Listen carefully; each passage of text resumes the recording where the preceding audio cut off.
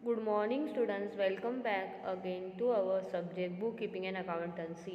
Last lecture में हमने laser के बारे में उसके सम्स देखे थे, what is ledger and what are the practical problems हमने स्टडी किए थे रिगार्डिंग लेजर.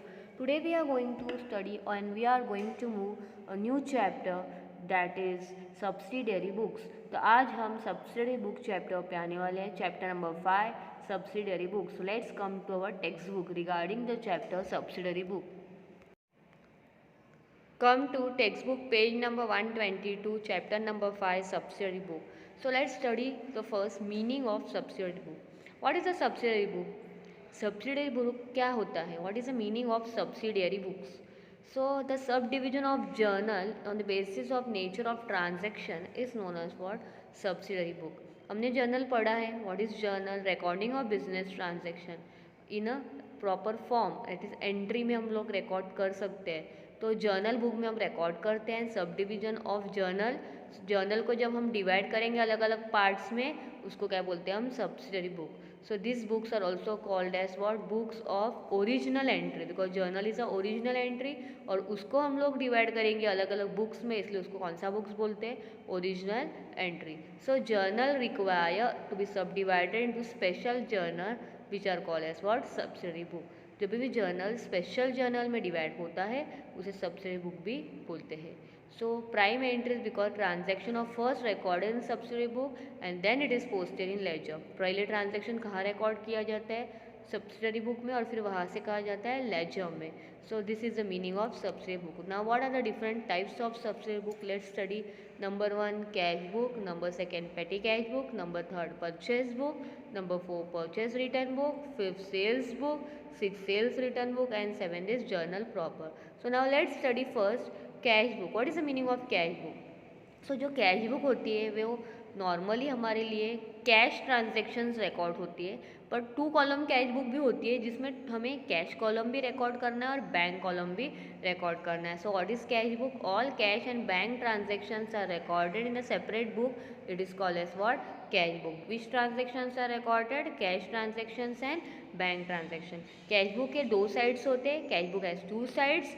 वे लेफ्ट हैंड साइड को रिसिप्ट साइड बोलते हैं, राइट हैंड साइड को पेमेंट साइड बोलते हैं.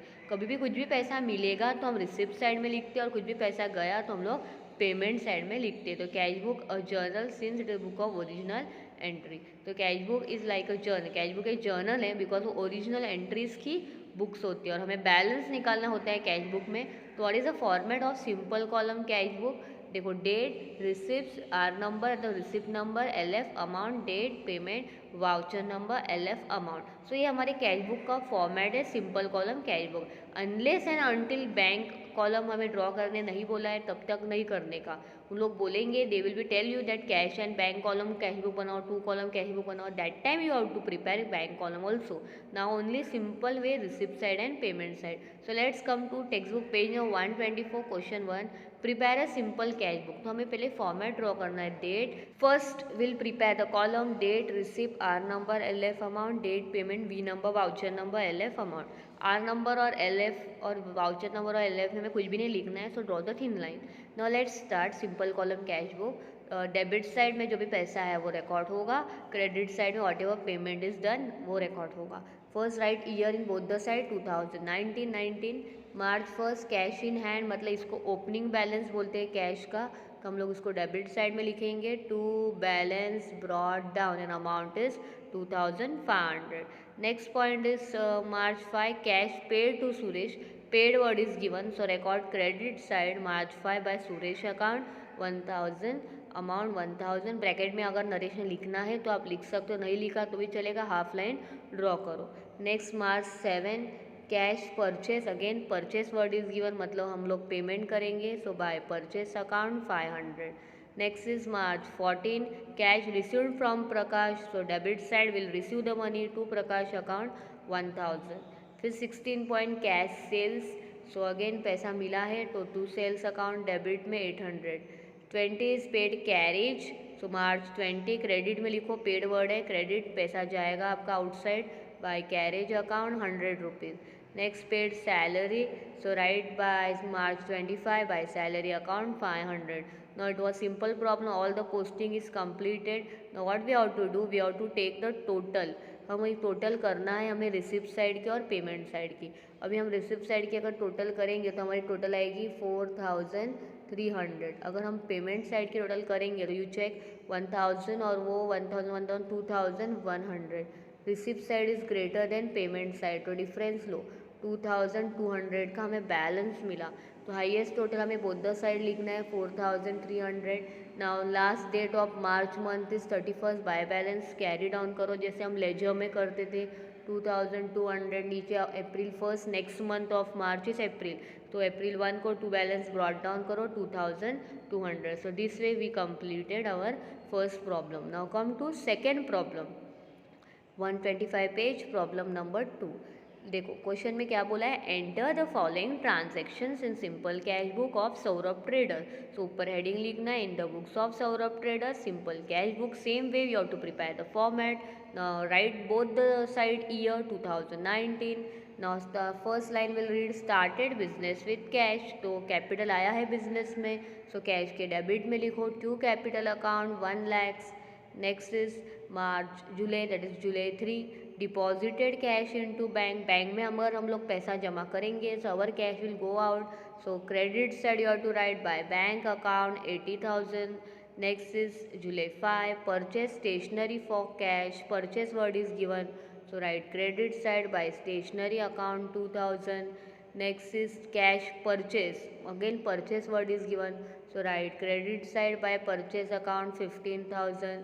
Next is sold goods for cash. Sold word आया income है, so debit side to sales account. Write in debit column to sales account, but don't write direct amount. 20,000 is given. हमारे पास क्या दिया है 20,000.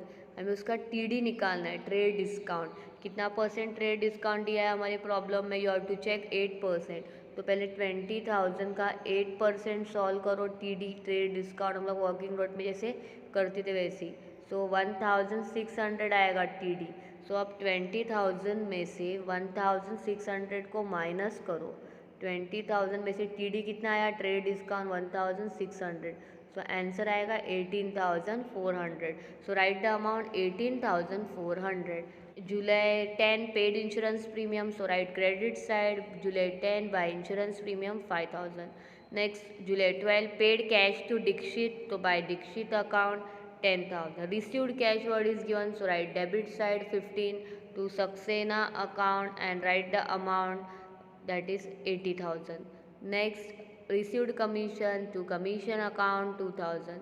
Draw for domestic use, so credit side में domestic word is given, हमें drawing account लेना है. By drawing account 4,000. 22 sold old furniture, so debit side to furniture account, date लिख के amount is 5,000. Paid salary to Ram, again payment paid word is given, credit side July 25 paid salary by salary account 6,000. Next is received interest, so again debit side to interest account 4,000. अब हम totalling करेंगे. Debit की total अगर आप करेंगे तो 209,400 है. अब क्रेडिट की टोटल करके देखो कितनी आती है. देखो क्रेडिट ये 80 है पहला, फिर 80 और ये देखो 15. 80 और 15 कितना होता है 95. 95 और 5 कितना होता है 1 लाख. 1 लाख और 10 कितना होता है 1,10,000. 1,10,000 और वापस 10 कितना होगा 1,20,000 और वो 2,000, सो 1,22,000. सो 2,09,400 में से 1,22,000 माइनस करो 004. 9 में से 2 गया कितना बचेगा 7. फिर 10 में से 2 गया 8. 87,400. So write highest total both the side 209,400 by balance carry down July month 87,400. उसको अगस्त 1 को ब्रॉट डाउन करो बिकॉज जुलाई के बाद अगस्त आता है. To balance brought down 87,400. So this was our simple cash book. I hope आपको ये लेक्चर समझा होगा. ये दोनों भी सम आपकी नोटबुक में कंप्लीट कर दो. So it was simple cash book variety. Third सम जो है वो होमवर्क में आपकी नोटबुक में कंप्लीट कर दो. 1 and 2 अभी हमने सॉल्व किया लेक्चर में. थर्ड सम आपको होमवर्क में कंप्लीट करना है. So this is our simple column cash book. So complete it in your notebook and wait for my next lecture. Thank you.